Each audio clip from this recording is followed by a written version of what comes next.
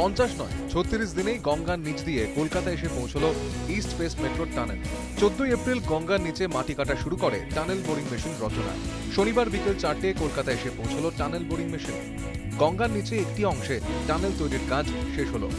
কলকাতার দিকে গঙ্গার পার থেকে মহাকরণের পাশে স্ট্র্যান্ড রোড এবং ব্রেবোর্ন রোড ধরে যাবে টানেল। যদিও এই পথে তৈরি হচ্ছে নতুন জটিলতা। একদিকে কলকাতা হাইকোর্টের তরফ থেকে জানানো হয়েছে টানেল বোরিং মেশিনের গতি কমাতে, অন্যদিকে একটি টানেল যেহেতু স্ট্র্যান্ড রোডে যেখানে ভেন্টিলেশন শ্যাফট তৈরি করা হবে সেই জায়গা পর্যন্ত টানেলটি এসে পৌঁছানোর পর টানেলটিকে সেই জায়গা থেকে তোলা হবে এবং রিফার্বিশমেন্টের কাজ করা হবে। তারপরে সেই টানেল চলে যাবে হচ্ছে মহাকরণের দিকে। টানেলের প্রস্তাবিত পথে 21টি বাড়ি আছে যা বিপজ্জনক হিসেবে চিহ্নিত করা হয়েছে। রবিবার বাসিন্দাদের সতর্ক করে ঠিকাদারি সংস্থার প্রতিনিধিরা। বাড়িগুলিতে নোটিশও ধরানো হয়।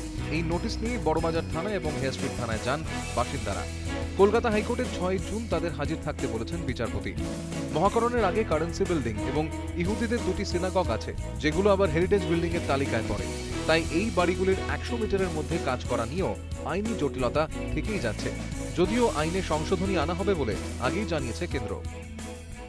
রাজ্য পরিবহন দপ্তর, কলকাতা পুরসভা, কেএমআরসিএল এবং ঠিকাদারি সংস্থা আগামী সপ্তাহে একসঙ্গে বৈঠকে বসতে চলেছে, যাতে এই প্রকল্পের কাজ আর নতুন করে আটকে না যায়। ক্যামেরায় শুভেন্দু চট্টোপাধ্যায়ের সঙ্গে আবির ঘোষাল, টিভি নিউজ বাংলা, কলকাতা।